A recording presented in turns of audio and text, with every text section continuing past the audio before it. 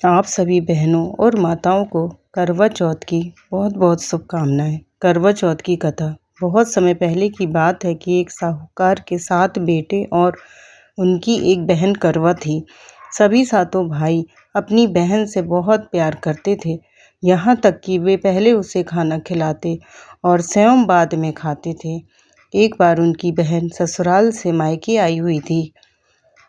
शाम के भाई जब अपना व्यापार बंद करके घर आए तो देखा कि उनकी बहन बहुत व्याकुल थी।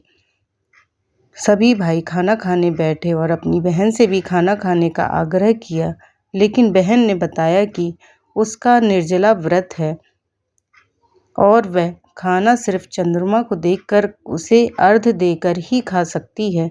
चूंकि चंद्रमा अभी तक नहीं निकला है, इसलिए वह भूख प्यास से व्याकुल हो उठी है। सबसे छोटे भाई से अपनी बहन की हालत देखी नहीं जाती और वह दूर पीपल के पेड़ पर एक दीपक जलाकर चलनी की ओट में रख देता है। दूर से देखने पर ऐसा प्रतीत होता है कि जैसे चतुर्थी का चंद्रमा उदित हो रहा हो। इसके बाद भाई अपनी बहन को बताता है कि चांद निकल आया है, तुम उसे अर्घ देने के बाद भोजन कर सकती हो। बहन खुशी के मारे सीढ़ियों पर चढ़कर चांद को देखती है, उसे अर्घ देकर खाना खाने बैठ जाती है।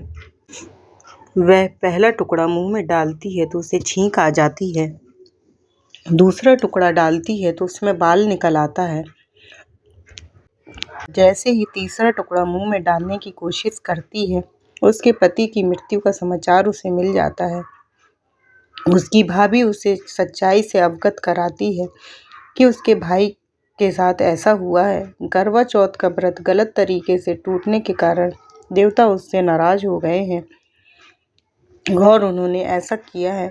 सच्चाई जानने के बाद करवा निश्चय करती है कि वह अपने पति का अंतिम संस्कार नहीं होने देगी और अपने सतीत्व से उन्हें पुनर्जीवित करेगी। यह पूरे 1 साल तक अपने पति के शव के पास बैठी रहती है, उसकी देखभाल करती है। उसके ऊपर उगने वाली सुई नुमा घास को वह एकत्रित करती जाती है। 1 साल बाद फिर करवा चौथ का दिन आता है। उसकी सभी भाभियां करवा चौथ का व्रत रखती हैं। जब भाभियां उससे आशीर्वाद लेने आती हैं तो वह प्रत्येक भाभी से यम सुई ले लो, पुई सुई दे दो, मुझे भी अपनी जैसी सुहागिन बना दो, ऐसा आग्रह करती है। लेकिन हर बार भाभी उसे अगली भाभी से आग्रह करने का कहकर चली जाती है।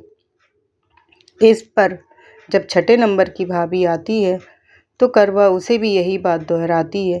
यह भाभी उसे बताती है कि चूंकि सबसे छोटे भाई की वजह से उसका व्रत टूटा था, अतः उसकी पत्नी में भी शक्ति है कि वह तुम्हारे पति को दोबारा जीवित कर सकती है। इसलिए जब वह आए तो तुम उसे पकड़ लेना और जब तक वह तुम्हारे पति को जिंदा न कर दे, उसे नहीं छोड़ना। ऐसा कहकर वह चली जाती है। सबसे अंत में छोटी भाभी आती है। करवा उसे भी सुहागिन बनने का आग्रह करती है, लेकिन वह टाल मटोल करने लगती है। इसे देखकर करवा उन्हें जोर से पकड़ लेती है और अपने सुहाग को जिंदा करने के लिए कहती है। भाभी उसे छुड़ाने के लिए नोचती है, घसीटती है, लेकिन करवा नहीं छोड़ती है। अंत में उसकी तपस्या को देखकर भाभी पसीज जाती है और अपनी छोटी उंगली को चीरकर उसमें से अमृत उसके पति के मुंह में डाल देती है। करवा का पति तुरंत श्री गणेश कहता हुआ उठ बैठता है। इस प्रकार प्रभु की कृपा से उसकी छोटी भाभी के माध्यम से करवा को अपना सुहाग वापस मिल जाता है।